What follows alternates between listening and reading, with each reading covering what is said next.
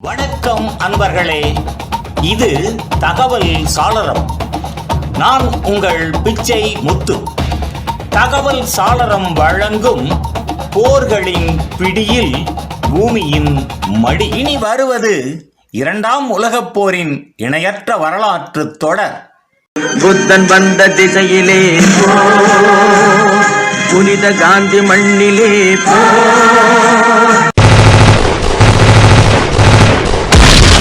அழிவின் இருட்டில் இருந்து மனிதம், இரண்டாம் உலகப் போரின் அறிமுகம்.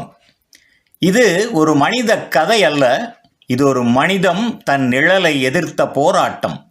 அழிவின் சத்தம், இரத்தத்தின் வாசனை, உலகம் முழுவதும் ஒரே கொதிநிலை.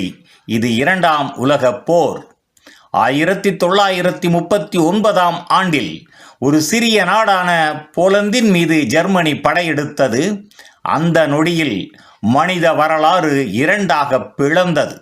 முதல் உலகப் போர் முடிந்ததில் இருந்து சற்றே ஓய்ந்திருந்த உலகம் மீண்டும் ஒரு தீக்குளத்தில் விழுந்தது.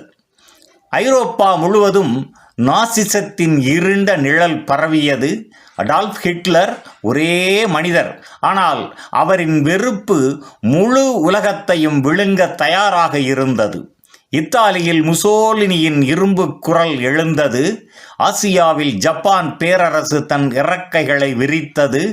உலகம் 3 முனைகளில் சிதறி ஒரே நெருப்பில் எரிந்து கொண்டிருந்தது.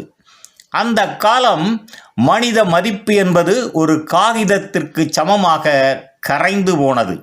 மில்லியன் கணக்கான யூதர்கள் கொல்லப்பட்டனர். நகரங்கள் சாம்பலானது. குடும்பங்கள் சிதைந்தன. குழந்தைகள் அனாதைகளாயினர். ஒரு தலைமுறை மீது போரின் துயரம் திணிக்கப்பட்டது. ஆனால் அந்த இருட்டினில் கூட ஒளி இருந்தது. மனிதம் தன் உள்ளத்தில் இருந்து எதிர்ப்பு குரல் கொடுத்தது. பிரிட்டனின் வானத்தில் வீரர்கள் போராடினர். ரஷ்யாவின் பனிமலையில் வீரர்கள் உறைந்து நின்றனர். ஆசியாவின் தீவுகளில் வீரர்கள் தம் உயிரை அர்ப்பணித்தனர்.